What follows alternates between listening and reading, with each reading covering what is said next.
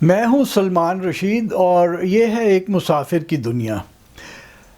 یہ بہت پرانی بات ہے 1987 کی، اور یہ میں پہلے بھی ذکر کر چکا ہوں کہ دماغ میں ایک فطور آیا تھا کہ وہ جو ریلوے لائنز ہیں جو کہ وہ سائیڈ لائنز ہیں، وہ کہیں میرپور خاص سے کھوکھرا پار جاتی ہے یا کوہاٹ سے ٹل یا اپنا بنو سے ماڑی انڈس کو آیا کرتی تھی، جسے ماڑی گھاٹ بھی کہا جاتا تھا پہلے وقتوں میں۔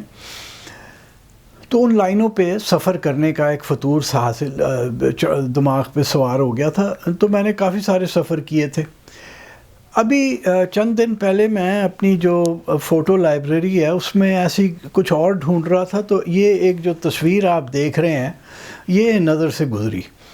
اس پہ لکھا ہے بنو اور ماڑی گھاٹ، یعنی یہ وہ نیرو گیج ریلوے لائن تھی جو بنو سے ماڑی گھاٹ آیا کرتی تھی، اور یہ ریلوے لائن بچھائی گئی تھی کہیں 20ویں صدی کے شروع کے دنوں میں۔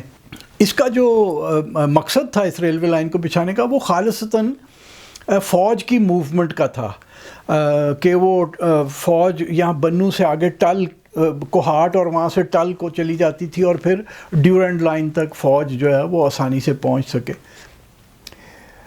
تو یہ جو آپ ڈبے کی تصویر دیکھ رہے ہیں، یہ پتہ نہیں شاید اسی ڈبے میں بیٹھ کے آیا ہوا ہوں گا، لیکن یہ ڈبہ جو ہے اب یہاں اپنا راول پنڈی سے اگر آپ نکل کے پشاور کی طرف ریلوے کے ذریعے جاتے ہیں تو راول پنڈی سے نکلنے کے بعد جو پہلا اسٹیشن ہے وہ گولڑا کا آتا ہے۔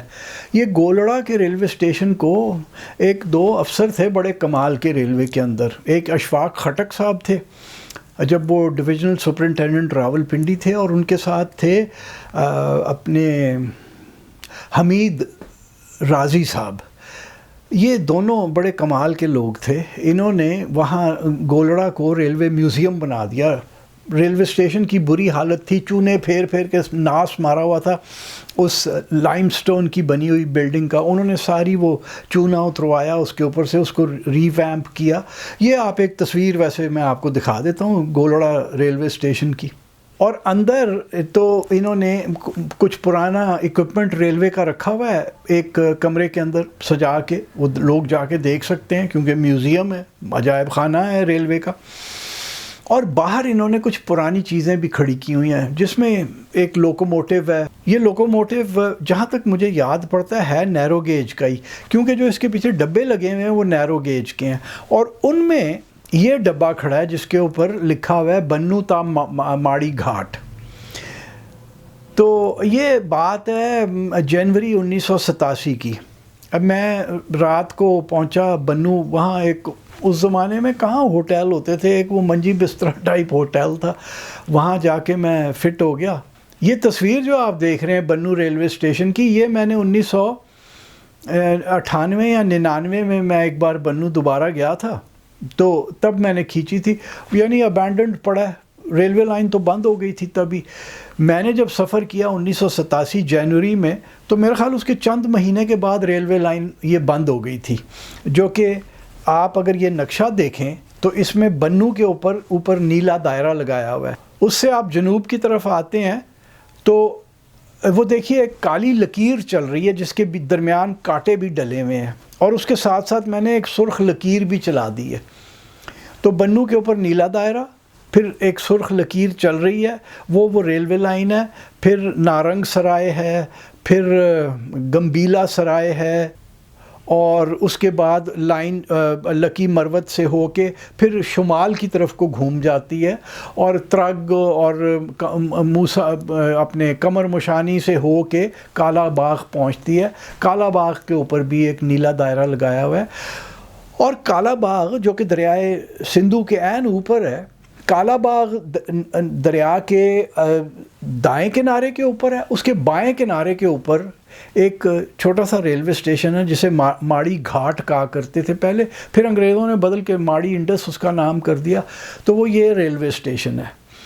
اس تصویر میں اگر آپ دیکھیں تو پرانی جو نیرو گیج کی لائن ہے، جہاں آ کے یہ ٹرین جو بنو سے آتی تھی جو آ کے رکتی تھی، وہ یہاں رکتی تھی، اور لیکن اب ویران پڑا ہے، کوئی حال نہیں ہے، کیونکہ وہ تو 1987 میں لائن بند ہو گئی. لیکن یہ جو ایٹلس میں سے، ایٹلس آف پاکستان میں سے جو میں آپ کو نقشہ دکھا رہا ہوں، یہ نقشہ جو ہے یہ یعنی ایٹلس یہ چھپی کہیں 1997 کی ایڈیشن ہے. ریلوے لائن کو بند ہوئے 20 سال گزر گئے تھے، لیکن نقشے میں بڑی باقاعدگی کے ساتھ، وفاداری کے ساتھ اس کا وہ دیا ہوا ہے کہ وہ کہاں سے گزرتی تھی. تو میں جب صبح پہنچا تو میں نے آ کے ٹکٹ خریدا اور میں پلیٹ فارم پہ آ گیا. تو انہوں نے مجھے کہا جی وہ آپ ذرا جلدی آ گئے ہیں. میں نے کہا ٹائم ٹیبل پہ تو یہ وقت لکھا ہوا ہے. تو کہنے لگے نہیں یہ گاڑی عموماً لیٹ جاتی ہے، یعنی دیر سے روانہ ہوتی ہے، تو آپ آرام سے جائیں، گھوم پھر آئیں، پھر آ جائیں. تو میں باہر چلا گیا، وہ جو اپنا چائے وائے پی، آدھے گھنٹے میں آیا میں تو ریل جو تھی وہ چلنے کو تیار تھی. یہ مجھے یاد ہے، اور میں نے اپنی جو میرا آرٹیکل چھپا تھا اس کے اندر بھی میں نے لکھا، مشتاق حسین تھا نام جو ٹکٹ ایگزامینر صاحب تھے، گارڈ صاحب جو تھے. تو ان کے ساتھ میں نے انہیں بتایا کہ جی میں اس طرح سے لکھتا ہوں اور یہ میں نے کہانی لکھنی ہے. تو ان کے ساتھ دوستی ہو گئی. ریلوے کی جو تھی، وہ جو ٹرین کی کیفیت تھی وہ یہ تھی کہ یہ انجن تھا نیرو گیج کا، یہ جیسا یہ آپ دیکھ رہے ہیں جو یہ ابھی گولڑا کے میوزیم پہ کھڑا ہے. کیا پتہ ہے کہ یہی انجن ہو وہاں پہ، یہ میں کچھ نہیں کہہ سکتا کیونکہ نمبر لکھا ہوتے ہیں، میں نے نمبر اس وقت نوٹ نہیں کیا تھا. اس کے آگے ایک فلیٹ بیڈ لگایا ہوا تھا جس کے اوپر ڈھیر سارے ریت سے بھری ہوئی بوریاں رکھی ہوئی تھیں، وہ جیسی کہ ڈیفینس کے لیے نہیں استعمال کی جاتی، وہ بوریاں تھیں. اور وہ میں نے مشتاق حسین سے پوچھا، میں نے کہا صاحب یہ بوریاں، کہتا صاحب کوئی پتہ نہیں نا، کوئی دشمن ہے وہ، یعنی 1987 میں روس کے ساتھ جنگ چل رہی تھی نا، وہ جہاد امریکہ کا جہاد جو کہ روس کے خلاف تھا وہ چل رہا تھا. تو انہوں نے کہا جی وہ روس کے کچھ جاسوس آ کے یہاں پہ وہ ریلوے لائن پہ مائننگ کر جائے، بم لگا جائے، تو بجائے انجن کو تباہ کریں، یہ فلیٹ بیڈ تو سستا بنتا ہے نا، تو فلیٹ بیڈ تباہ ہو جائے گا تو نقصان بھی نہیں ہوگا. تو یہ آگے چلتا ہے مائن کلیئرنگ کے لیے. میں نے کہا جی خوب. اس کے بعد وہ انجن تھا، انجن کے پیچھے ایک آئل ٹینکر لگا ہوا تھا، اور آئل ٹینکر کے پیچھے یہ جو ماڑی گھاٹ والا میں نے آپ کو ڈبہ دکھایا ہے یہ نہیں تھا، کیونکہ اس ڈبے کا مجھے یاد ہے کہ اس کے 3 حصے کیے ہوئے تھے ایک ہی ڈبے کے. ایک حصے کے اوپر لال رنگ ہوا تھا جو کہ ڈاک کے لیے تھا، ایک حصہ جو تھا وہ مال کے لیے تھا، فریٹ کے لیے، اور تیسرا جو چھوٹا سا حصہ تھا اس کے اندر مسافر بیٹھتے تھے. تو جب میں آیا ہوں تو وہاں کوئی نہیں تھا، ریلوے کے 2 ملازمین تھے اور میں تھا، اور وہ خیر ٹرین چل پڑی. تو میں نے ایسی برسبیل تذکرہ میں نے مشتاق حسین صاحب سے پوچھا کہ یہاں یہ مطلب چلتی ہے، یہاں سب سے ایکسائٹنگ بات کیا ہوئی ہے؟ کہنے لگے بھائی اس ٹرین پہ کیا ایکسائٹنگ بات ہونی ہے، 141 کلومیٹر کا سفر ہے بنوں سے ماڑی انڈس کا، 7 گھنٹے میں ہم یہ سفر کرتے ہیں. تو یہاں تو بیٹھنے والا ہی کوئی نہیں ہے ریل پہ، کیونکہ یہ 7 گھنٹے لگاتی ہے. بنوں سے اگر آپ بس پہ بیٹھیں تو 2.5 گھنٹے میں آپ ویسے ہی کالا باغ پہنچ جاتے ہیں یا ماڑی گھاٹ. تو یہاں کوئی ایکسائٹمنٹ نہیں ہے. ہاں البتہ ایک بات ہوئی تھی، ایک بار ٹرین چل پڑی تو کوئی 2 لڑکے، کسی ایک لڑکے نے اس پہ سوار ہونا تھا، وہ جب اسٹیشن آیا تو اس نے دیکھا کہ ٹرین تو نکل گئی ہے، وہ جا رہی ہے آگے.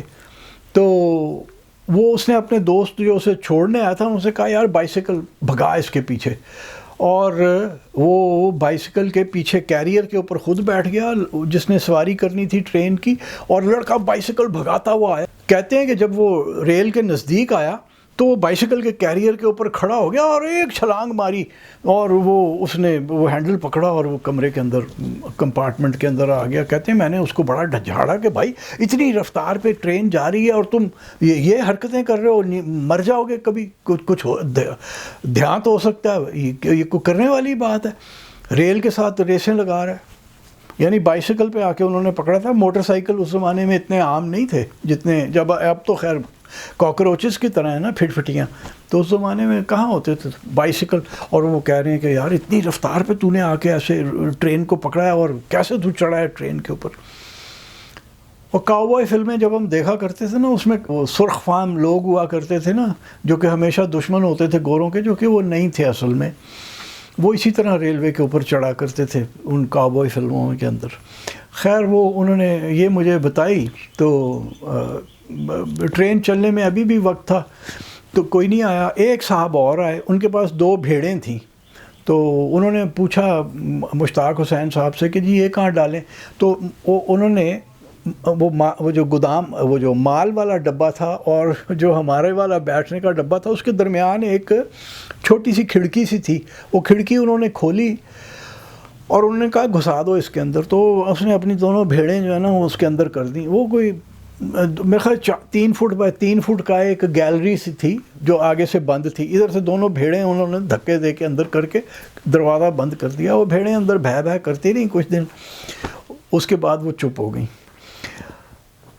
ٹرین چل پڑی. اچھا وہ چونکہ سردیوں کے دن تھے تو ایک وقت ڈبے میں مجھے سردی لگنی شروع ہوئی، تو میں نے گارڈ سے کہا کہ میں انجن میں ڈرائیور کے پاس چلا جاؤں، یار سردی سے مر رہا ہوں. تو کہنے لگے نا بے شک آپ جائیں. تو میں انجن میں آ گیا تھا، خوب آگ دہک رہی تھی. اور جناب وہ جب انہوں نے پہلی جگہ پہ روکی ہے نا، تو یہ جو ان کا فائر مین تھا ڈرائیور کا، وہ لپک کے نیچے اترا، اور وہاں اس نے ایک ٹوٹی کھولی اور کیتلی اس کے پاس تھی، اس میں پتی ڈالی ہوئی تھی. وہ کیتلی بند کر کے اوپر لے آیا، اور وہ اس نے جو فائر باکس تھا اس کے ساتھ اس کو ٹانگ دیا. اور اس فائر باکس کے ساتھ ہی ایک دودھ کا کمنڈل بھی ٹنگا ہوا تھا. تو چائے مجھے انہوں نے پلائی، جو کہ کمال کی چائے تھی، بڑی مطلب صحیح کی ستھری چائے تھی. اور مجھے کہنے لگے، وہ جو ڈرائیور تھا میں اس کا نام بھول گیا ہوں، کہنے لگا کہ جی یہ تانبے کی پائپوں میں سے گزر کے آتی ہے یہ ساری، یہ جو پانی ہے اس سے جوڑوں کا درد نہیں کبھی کسی کو ہوتا. شاید نہ ہوتا. بہرحال مجھے تو، میں تو اس جوان آدمی تھا، مجھے کیا ہونا تھا. خیر وہ ہم آگے جب چلے تو دور سے ہی دیکھ لیا کہ ریلوے اسٹیشن سے ابھی ہم بہت پیچھے ہیں. تو ایک جگہ ڈھیر لگا ہوا ہے مٹی کے پکے ہوئے برتنوں کا، اور وہاں آ کے اس نے روکی ریل. اور دو جو ریلوے کے ملازمین تھے نا، وہ بھاگتے ہوئے گئے، اور وہ وہاں سے جا کے انہوں نے جلدی کو 8-10 مٹکے، کوئی گھڑے، کوئی اپنے کنالیاں، یہ چیزیں خریدیں اور آ کے ٹرین میں بیٹھے اور پھر چل پڑے ہم. اچھا جیسے ہی ہم گمبیلا کے ریلوے اسٹیشن کی طرف آ رہے تھے تو فائر مین نے ایک طرف سے سر باہر نکال لیا، ڈرائیور نے دوسری طرف سے، اور اشارے کر رہے ہیں اور چیخ و پکار اور سیٹی بجا رہے ہیں اس کی. تو میں نے بھی ایک طرف سے سر نکال کے دیکھا کہ معاملہ کیا، آگے کیا ہو رہا ہے. تو پتہ چلا گمبیلا سرائے کے جتنے ٹھیلے والے ہیں نا، وہ ساروں کا کاروبار صرف اور صرف ریلوے لائن کے اوپر جب تک وہ ٹھیلا نہیں نا کھڑا کریں گے اپنا، تو ان کا کاروبار نہیں چلے گا. اور وہاں پہ کوئی درجنوں کے حساب سے ٹھیلے جو تھے وہ اتھواٹ آف دا ریلوے لائن وہ فٹ کیے ہوئے تھے. انہوں نے اس پہ کپڑے بک رہے ہیں، وہ جو سیکنڈ ہینڈ کپڑے ہوتے ہیں، جوتے، یہ برتن، یہ اپنا آپ پھل، سب کچھ وہیں وہ لائن کے اوپر بکنا ہے. میں نے انجن والے سے پوچھا بھی تھا، میں نے کہا بھائی جان اور ان کا کاروبار ایسا لگتا ہے کہ نہیں چلتا. کہتا ہے نامراد لوگ ہیں یار، پتہ نہیں کیا کرتے ہیں، یہ یہیں کیوں لگاتے ہیں. تو ہو سکتا ہے کہ وہاں سب سے اچھا چلتا ہو. خیر وہ یہاں سے پھر نا ایک کافی سارا مجمع بھی ہمارے ساتھ شامل ہو گیا تھا، جس میں زیادہ تر تبلیغی جماعت کے لوگ تھے، اور وہ اپنے درس میں مصروف رہے. انہوں نے ہمیں مسلمان کرنے کی کوشش نہیں کی کسی کو بھی. ویسے تو وہ ہم مسلمانوں کو ہی مزید مسلمان بنانے کے چکر میں رہتے ہیں. اور پھر کرتے کرتے ہم آ کے، ہاں اس میں ایک بات یہ ہوئی کہ ایک موٹی اماں بھی آ کے بیٹھی، اور میرا جو وہ بیک پیک تھا جس میں میرا سلیپنگ بیگ اور 1 دن کے 2 دن کے کپڑے وپڑے تھے، وہ ایسے وہیں رکھا ہوا تھا زمین پہ. تو وہ اماں کنوؤں کا ایک لفافہ لے کے آئی تھیں، وہ یوں جی ٹھیلے سے جو کہ لائن کے اوپر کھڑے ہوتے ہیں، اور وہ کنو کھاتی جا رہی تھی، اور وہ جوس ان کے منہ سے ٹپک رہا تھا، اور وہ جو بیج تھے وہ میرے بیک پیک کے اوپر پھتو کر کے وہ برابر پھینک رہی تھی. تو میں نے کہا، میں آگے بڑھا کہ میں اپنا بیک پیک اٹھا لوں. تو اماں نے میرے اوپر ایسی بچھاڑ کی سرائکی کی کہ مجھے چھتری کی ضرورت اس وقت محسوس ہوئی. میرے پاس چھتری ہونی چاہیے تھی کیونکہ اورنج جوس کی ایک بارش، جو ان کے منہ میں کنو کا جوس تھا، اس کی بارش میرے اوپر پڑی اور مجھے جا کے انجن میں دوبارہ جا کے تھوڑا سا کوسا پانی لے کے منہ دھونا پڑا. خیر وہ ہم آخر کار وہ 7 گھنٹے کا سفر 141 کلومیٹر 7 گھنٹے کے اندر ہم کر کے، یعنی کوئی ہماری جو اوسط رفتار تھی وہ کوئی 20 کلومیٹر فی گھنٹہ بنتی تھی، تو ہم ماڑی گھاٹ پہنچ گئے. اور اس کے بعد چند ہی مہینوں کے بعد مجھے پتہ چلا کہ وہ ریلوے لائن بند ہو چکی ہے. یہ جب پاکستان بنا ہے تو میرا خیال ہے شروع سے ہی پروگرام یہ تھا کہ یار چھیتی چھیتی بند ہی کرو، مکاؤ سارا کچھ جو بھی ہے، کیونکہ شروع ہم نے ریلوے سے کیا. وہ ضیاء مردود آیا تو اس نے نیشنل لاجسٹک سیل بنایا، اور جو ریلوے کا سارا وہ تھا فریٹ کا کاروبار، جو مال گاڑیاں چلا کرتی تھیں، وہ اس نے لے کے فوج کے NLC کے ٹرکس کو دے دی. دنیا کی کوئی بھی ریلوے جو ہے نا وہ صرف مسافر ڈھو کے پیسے نہیں بناتی. اور بنوں سے ماڑی گھاٹ آنے والی، جس میں کہ ٹکٹ شاید میں نے ہی لیا تھا، مزید اور کسی نے بھی نہیں لیا ہوا تھا، تو وہ بیچاری ریلوے لائن کیسے چلتی؟ اس میں مال بہت سارا آیا تھا. اور میں آپ کو بتا دوں کہ یعنی بنو سے جب چلے اور جب سرائے گمبیلا یا سرائے نارنگ پہ جب ہم پہنچے ہیں تو وہاں سے انڈوں کے کریٹ، دیسی انڈا جو ہوتا ہے اس کے ایک مطلب کریٹوں کے کریٹ آ کے انہوں نے گاڑی میں لادے، اور پھر وہ لکی مروت پہ بھی آ کے انڈوں کے کریٹ ہی لدے. اس کے علاوہ اور بھی چھوٹی موٹی چیزیں تھیں، لیکن بہرحال اب وہاں سے جو بھی کچھ آتا ہوگا وہ ٹرک پہ آتا ہوگا. تو ریلوے جو ہے وہ جیسے کہ ہم نے پاکستان کو بند کرنے کا پروگرام شروع سے ہی شاید بنایا ہوا تھا، تو سب سے پہلے ہم نے کہا کہ ریلوے بند کریں. اور وہ اس کو جو اس کے تابوت میں جو بڑا کیل ٹھوکا وہ اس ضیاء مردود نے ٹھوکا. اور اس کے بعد تو خیر پھر چل سو چل، کسی نے یہ سوچا ہی نہیں کہ بھائی ریلوے بند ہو جائے گی تو کیا ہوگا. تو اب جو آپ ریلوے کا حال دیکھ رہے ہیں کہ ہم پٹڑی تک تو نہیں بچھا نہیں سک رہے، باتیں ہم بڑی ML1 کو ہم نے یہ کر دینا وہ کر دینا، ہونا کچھ نہیں ہے. یہ لگتا ہے مینوں کہ باقی جڑی رہن خون جگیر ریلوے دی وہ بھی مک جانی ہے. تو خدا ہی خیر کرے. PIA کو بھی پھر ہم نے بند کرنا ہے، اور پتہ نہیں سٹیل مل تو بند کر ہی دی ہے، پتہ نہیں یہ باقی ملک کو تالا کب لگنا ہے یہ مجھے نہیں پتہ.